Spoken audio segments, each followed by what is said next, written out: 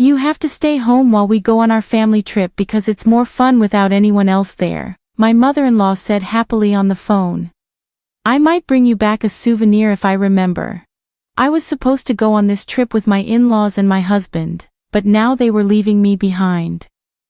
Ever since I married her son, my mother-in-law, who really loves him, never misses a chance to say something mean or bother me. Staying home might be a problem, I said back, but my mother-in-law just laughed like she was making fun of me. Is it a problem for you? Just think of it as punishment for not doing what I say. Then she hung up. It's not a problem for me, it's a problem for you guys, right? My name is Jessica, and I'm 30 years old. I do housework and work part-time at the local supermarket. It's been 3 years since I married my husband Mike, who used to work with me. Even though we worked in different parts of the company, we talked a lot before we started dating. What really brought Mike and me closer together was a party at the end of the year at our office. It was a big gathering with people from different departments. Luckily, I ended up sitting next to Mike. Since we were already friends, we talked easily. At one point, Mikey had to leave for the restroom, and I was left alone. That's when a boss from another department, who had been drinking a lot, started bothering me, trying to get me to drink more. I didn't know what to do because he was a boss I didn't know well. Just when I was feeling uncomfortable, Mike came back. He saw what was happening and calmly took the boss away to another table. When Mike came back to our table, he asked if I was okay, and joked about how the boss couldn't handle his alcohol. That's when I started seeing Mike in a new way, and I confessed that I had feelings for him. That's how our relationship started.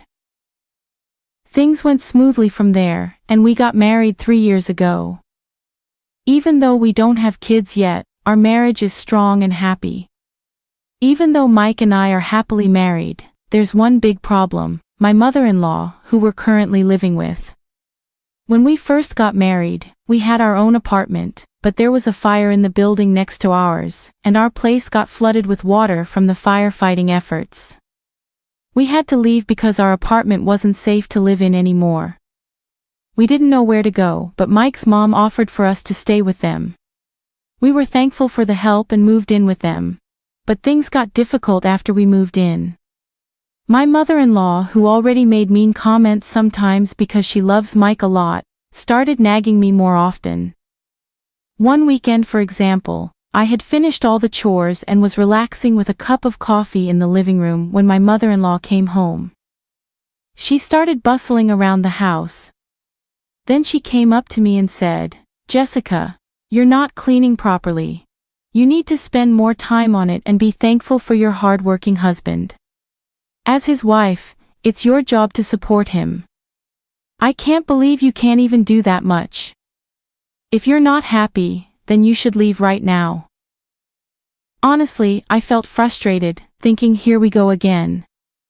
My mother-in-law constantly criticized me, and it seemed like it happened almost every day. I figured the only reason she agreed to let us stay with them was because she wanted to be close to her son, Mike, again. My presence as his wife probably just annoyed her. "Mom, please don't be so hard on Jessica," Mike stepped in. "But there's some truth to what you're saying. Even though she works part-time, she shouldn't slack off on chores." Mike often took his mom's side, which sometimes made me wish he'd support me more as his wife. I never meant to neglect the housework. Even though I work 4 days a week, I always make sure to take care of our home and family of 4, even when I'm not feeling well. On the other hand, my mother-in-law, who's a homemaker, spends most of her time going out and having fun. Since we live in her house, I couldn't complain openly. I just tried to be patient in this uncomfortable situation. Then one day, something unexpected happened. Mike suggested that we go on a trip, just the two of us. "Why don't we go to a spa resort next month? The busy season at work is over, and I need to use up some of my annual leave," he said. I thought it would be nice for us to relax somewhere. A spa sounds amazing. I haven't scheduled any work shifts for next month yet, so I can take time off, I told Mike. After talking it over, we decided to go on a 2-day spa trip in the middle of next month. Since we planned to go during the week, we expected to have a peaceful and unhurried time together. I was thrilled about the trip and couldn't contain my excitement. Whenever I had a moment, I found myself researching our destination. Just as I was getting ready to book our stay, my mother-in-law said something surprising. "Jessica, I heard you and Mike are going on a trip. Why didn't he tell me?" she asked. Well, I stuttered, worried about how she might react. Then she said exactly what I feared she would. "Next month is my husband's and my anniversary. I was thinking of celebrating with a family trip. A fancy hotel would be nice." I really didn't want to go on a trip with my mother-in-law. Mike and I were planning on going by ourselves this time. How about we all go together next time? I suggested, hoping to compromise. But my mother-in-law wasn't having it. "It won't be the same if it's not this time. It's our anniversary celebration," she insisted. Just as I was about to respond, Mike walked in from work. "Welcome home, Mike. We were just talking about the trip," my mother-in-law said enthusiastically. "Oh, I'm excited," Mike said, seeming to agree with his mom. I wondered how she found out about the trip, but it seemed like Mike might have told her. Mike noticed my look and seemed a bit uneasy. "Mom's really excited, so let's postpone our trip for another time. It'll be more fun if we all go together," Mike suggested, with Mike and his dad agreeing. I couldn't refuse going on the trip with all of us. "Okay, next time it'll just be us, I promise," Mike said, looking relieved when I reluctantly agreed. Even though I wasn't happy about how the trip turned out, there wasn't much I could do about it now. At least I decided I'd be the one to pick the places we visit and the food we try, so I took charge of booking hotels and planning our sightseeing. Then came the day of the trip. I had packed everything the day before, so the plan was to wake up an hour before leaving, enjoy breakfast, and then head out. When my alarm went off, I stretched and called out for Mike, noticing he wasn't beside me. Then it hit me, he wasn't anywhere in the house. Could it be? I dialed my cell phone, but there was no answer. When I called my mother-in-law's phone, she picked up right away. "Oh, Jessica dear, what's up?" "Mike can't talk right now because he's driving," she said casually. "Where are you guys?" I asked, feeling a sinking sensation. My mother-in-law responded casually. "Isn't it obvious? We're on a family vacation. It wouldn't be a proper family trip with an outsider like you, so you'll have to stay home. Maybe we'll bring you back a souvenir if we remember." "Remember?" I could hear the triumph in her voice. "Stay at home? That's going to be a problem," I told my mother-in-law. But she just laughed mockingly. "Oh, is it a problem for you? Just see it as punishment for not doing what I say," she said, then hung up abruptly. I covered my face with my hands and shook my shoulders, but instead of crying, I burst out laughing. Well, they better enjoy their trip. They'll regret leaving me behind, I thought. I quickly went online and booked a nice hotel in the tourist spot we were supposed to visit today. Then I made a reservation at a restaurant where I could enjoy a delicious dinner just for myself. After quickly getting ready and having breakfast, I felt ready to have some fun. "All right, time for a good time," I said to myself as I grabbed my luggage and hopped on the train. I had done a lot of research on different tourist spots, and I was determined to have a vacation. It's a small tourist spot, so I might bump into Mike and my in-laws, but I don't care. They're the ones who messed up, I thought as the train approached our destination. From now on, I'm going to forget about my mother-in-law and Mike and just enjoy myself, I decided as I stepped off the train. I visited a cute boutique, had tea at a trendy cafe, and chatted with locals, thoroughly enjoying my solo adventure. As the day turned into night, it was time to check into the hotel. I had booked one of the top luxury hotels in the area. I felt like I needed to do something drastic like this to rejuvenate myself. As I walked towards the hotel's check-in counter, I heard a woman's voice causing a scene. "Why can't we stay here? We're willing to pay," she exclaimed. When I looked closer, I realized it was my mother-in-law causing the disturbance. Of course they wouldn't be allowed to stay there because this wasn't the hotel I had booked for the four of us. From a safe distance, I saw Meek spotting me and calling out, "Hey Jessica, what's going on? We couldn't stay at the hotel you booked, so we have to find another one. But they're full," he explained, looking a bit angry, followed by my furious mother-in-law. "Well, that's what happens when the person who booked the hotel isn't here to check in. It's a security rule. I did warn you," I said calmly. At that moment, they seemed to realize their mistake and exchange surprised glances. Just as they were about to cause more trouble, hotel staff rushed over. It was quite funny to watch my mother-in-law being escorted out of the hotel gently but firmly by the staff. "Remember this, we will stay in a place far more luxurious than this hotel," my mother-in-law exclaimed before she and Mike left. Feeling somewhat relieved, I proceeded with my check-in. Once I completed the check-in process, I was shown to my room. The clean and luxurious decor made me feel like I was in a dream. After settling my luggage, I decided to explore the hotel. After wandering around for a bit, I returned to the lobby. More guests were arriving. I sat on the sofa and zoned it out for a while. When two young women sat down next to me, they seemed excited, chatting about their impressions of the hotel. Their conversation quickly turned interesting. "Hey, did you hear about that hotel near the station? There's a really creepy rumor about it. They say if you stay in a second-floor room, you start hearing things that aren't there, and your stuff gets stolen. And even worse, there was a case where someone died and nobody knows who did it," one of them said. "We're so lucky we're staying here, right? Do you think it's true? But why hasn't anyone been arrested? I mean, wouldn't they call the police if something like that happened?" the other asked. "Well, there are rumors that even the hotel staff might be involved. It's so scary, what a dangerous place," the first one replied.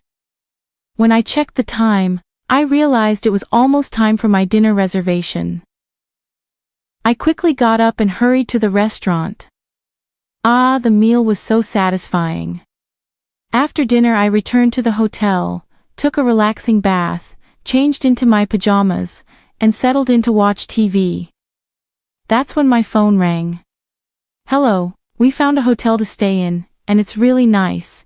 It's a shame you're not here with us, but don't worry, we'll enjoy it twice as much for you," my mother-in-law said cheerfully. "Oh, is that so? Well, you're lucky to find a place at the last minute," I replied casually. "Isn't it? It's quiet and relaxing here because there aren't many other guests around, plus it's so close to the tourist spot, and the hotel is gorgeous." "I wonder why that is," my mother-in-law went on. That's when it hit me. Could it be the hotel near the station? "Yes, that's the one." "Why do you ask?" she responded. I remembered the unsettling story I had heard about the hotel's bad reputation in the lobby before dinner. "I think you should leave," I warned my mother-in-law, but she just laughed off my concern. "Are you jealous that we found a nice place to stay? Well then, too bad for you. Bye." Once again my mother-in-law and Ed the call without giving me a chance to respond. I didn't bother calling her back. I had given my advice and that was enough. I switched off my phone. I didn't want my relaxation to be interrupted any further. I spent the rest of the evening leisurely and drifted off into a peaceful sleep. The next day, after checking out of the hotel, I visited the tourist spots I had missed the day before. I returned home as the sun was setting, feeling content. As I approached the house, I noticed light leak out from the windows indicating that the three of them had already returned home. "I'm back," I announced my arrival in my usual tone as I opened the door. As I entered the living room, all three of them started talking at once, creating a commotion. I was taken aback but managed to calm them down. Then my mother-in-law began recounting the incident from the previous night. After they had all gone to bed, they heard sounds of wrestling and someone entering the room. Paralyzed with fear, my mother-in-law stayed in bed quietly while the intruders seemed to roam around the room for about 10 minutes before leaving without a sound. Feeling relieved, my mother-in-law eventually fell back asleep only to wake up the next morning to find that all their belongings, including wallets and smartphones that were left on the desk, were gone. The only things left were the coin pouch and key holder that Mike had kept in his jacket's inside pocket. In a panic, they rushed to inform the hotel staff only to be told, "You still need to pay for the room." Shockingly, the hotel staff didn't even call the police. Feeling helpless, the troubled trio used a coins mic to make a call from a public phone to a nearby relative, pleading for help. Luckily, the relatives arrived swiftly, covering the hotel charges and arranging for their safe return home. They promised to report the incident to the police soon. However, their frustration turned towards me. "If only you had warned us more seriously to leave, we wouldn't have ended up in this mess," my mother-in-law scolded. "That's right, Jessica, you bear some responsibility for this incident. What are you going to do about it?" Mike added, joining in with his mother's scolding. "But if my in-laws hadn't left me behind to go on a trip, none of this would have happened in the first place." "I did warn you then," I responded honestly. Mike's face went pale. "Shut up, you're just the wife. Don't get cheeky. We're getting a divorce. I can't put up with you anymore," he declared firmly. I was stunned into silence. I quietly went to our bedroom, retrieved something from the cabinet, and returned to the living room to show it to Mike. "Divorce? Fine by me. I don't need a husband who won't stand up for his mistreated wife," I declared firmly. Mike's face went pale. What I had brought out were the divorce papers I had asked a lawyer to prepare. I had been getting ready for this possibility. "Maybe we should take some time to think about it," Mike stammered. But my mother-in-law saw an opportunity to push Mike towards the divorce. "You should just get rid of such a terrible wife now. Your mom will find you someone better," he urged. Unable to go against his mother's wishes, Mike eventually agreed to the divorce. "Well then, goodbye. Please enjoy your life with your beloved family," he said, breaking down. Ignoring Mike's emotional state, I left the house. Later, through my lawyer, I submitted the divorce papers, and the divorce was finalized despite Mike's attempts to reconcile. I ignored them all. Meanwhile, my mother-in-law, who had succeeded in getting rid of me, seemed happy for a while. But her joy didn't last long. The news of the divorce and the end of their living together spread throughout the neighborhood. And people who enjoyed gossiping quickly connected it to my mother-in-law's mistreatment of me. Revealing her unpleasant nature, she began to face judgmental stares from those around her, and it seemed that finding a new wife for Mike was no longer a priority.